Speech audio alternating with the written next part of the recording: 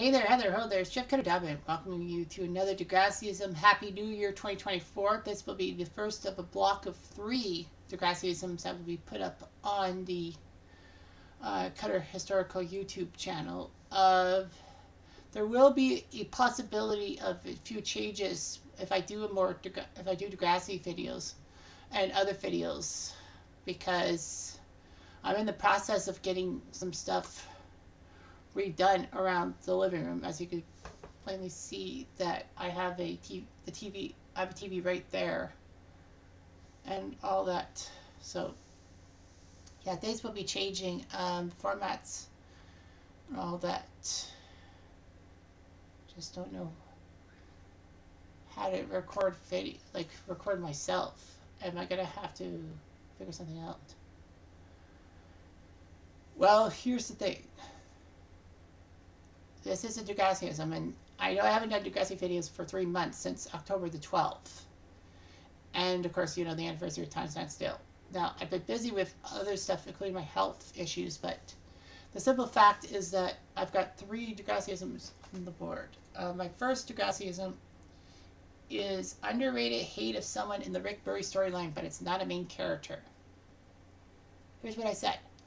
I said, for all the hate that Emma, Radish, Spitter, Jay, and Alex get for the whole Rick Murray situation, am I allowed to submit some potential hate for Rachel the reporter from Time Stand Still Part 2 and Back in Black? Here's why I should. Her nosy reporter style in those 2 episodes was just underhanded, and not really the journalistic approach of Caitlyn even. Her getting into Toby's business by talking about his friend being dead and all that. I mean, how did she know Rick was Toby's friend and that he was dead? The way she was trying to report on Sean's story after he was a hero, it seemed okay by Sean at first. But when she decided to head to Wasaga to talk to his parents, that was so intrusive and pathetic, and I don't blame Sean for blowing up like that. I said, I just can't seem to get over her tactics and lack of privacy. I don't know what you guys think about that. So the comments section, they talk about, well, why do you go and all that? Why the hate for Emma? Well, there are some people in the Degrassi Reddit community that kind of don't like Emma for her intrusiveness in the whole thing to do with Degrassi. I mean, the shooting, because of the fact that, you know, she started the Orange Ribbon campaign, which led to Rick being beaten up and all that. But Emma didn't intend for Rick to be beaten up so even underhandedly by the students for the whole Terry situation. And thanks to the Orange Ribbons and all that, Emma stopped the campaign because it wasn't helping anything, and people just ignored her. So what I'm trying to get at, guys, is that, you know, let's talk about Rachel the reporter. Here's the context. So anyway, Time Stand Still Part 2 had a thing with Caitlyn talking to Joey about the house and the situation, and that Craig was in the right to help out in the situation. But the simple fact was that Joey and Caitlyn were called to Degrassi because there was a shooting and all that, and, you know, Caitlyn as a reporter had to do something about it. And then when Caitlyn heard that Craig may have been involved in this whole situation, then she's like, you know, I've got to help and all that. Of course, Rachel the reporter comes by, and then she talks to Toby, even though Toby was not supposed to talk to any reporters and all that, as Radish had said. And Toby says, I don't know these things. And Rachel's like, did you know that your friend is dead? Dead. Like, I mean, how did she know that Toby's friend was Rick, and that, you know, Rick had been dead and all that? She must have known about the body or something. Maybe the police said something to her as a reporter. And she reported on that. And then she found out about Toby being a friend to Rick. And just went like that. But that was very intrusive and all of that.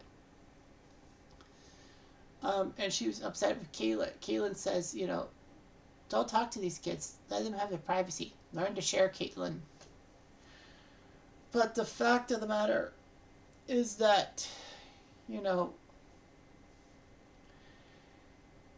that just sucked. And then, you know, the whole thing going around about, you know, Back in Black. You know, Sean's a hero and all that. Rachel is... I don't know if Rachel's there at the start of Back in Black because, you know, the media want to talk to Raj about what he's going to do with the school and all that. He opens up the school, but it's for guidance counselors and all that because we got to get the school back in form as fast as we can.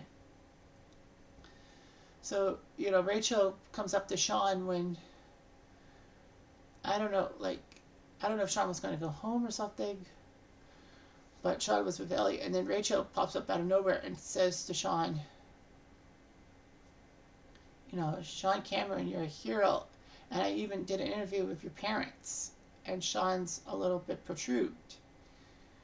And, you know, Sean's parents pop up, and the wife is played by Jane Eastwood, who's a Canadian classical actor, or actress, I should say. But anyway, she makes the point that Sean was a troubled kid and all that. But, you know, she would never have forgiven herself if she had lost Sean and all that. And Sean breaks the TV monitor and is upset. And then he decides to go to Wasaga to deal with his parents. And then while at Wasaga, Sean has to deal with Tyler, the kid he deafened, and Sean jumping off a jet ski, or falling off a jet ski, and Tyler saving his life, and then Sean realizing, after talking to his parents again, that he may have killed Rick, and he felt guilty about it, but he was just protecting his friend and all that. And Sean might have had some PTSD and massive guilt over Rick dying. But, I mean, for Rachel to do what she did was very intrusive. I mean, it reminds you of Emma at times because Emma is so precocious.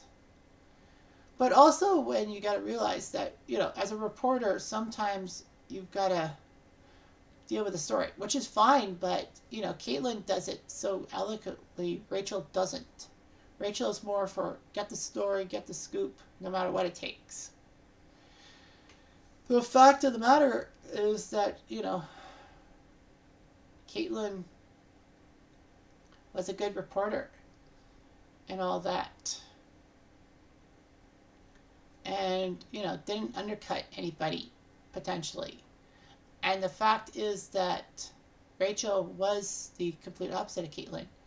She would undercut just for the story because she's like, I've got to get the story, I've got to get everything going on because, you know, that's just me. Yeah, and she must have really felt like she wanted to, you know, get the story, get the thing, and do whatever she took. So, when you look at things, it's that Rachel the reporter just doesn't seem to understand, like, privacy, and, you know, sometimes it's better that things are not talked about. I mean, the whole thing with Toby at Time Stand Still was just, like, you know, why would she, well, yeah, she wants to talk to some kids and ask what's going on, but, like, what type of knowledge did she have about Rick?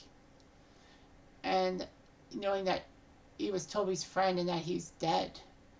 Like, I think she overheard the police talking about Rick being dead, and then I don't know how she found out that it was Toby's friend, or Toby's supposed friend, if you will. But the fact of the matter is, I was not happy with this because, like, you know, there's a way to report and there isn't a way, and there's the other way, which is not really the best way. And Rachel was just being a little intrusive, if you ask me. So, regardless of that, you know, Caitlyn was right not to get too involved because she didn't want anything to happen, bad to happen. So, she just did what she had to do, and that's all that she did. And it works out in fine fashion. It all works out in the end. But yeah, Rachel the reporter, blah, just don't like you. Anyway, I'm Jeff, I'm going to do.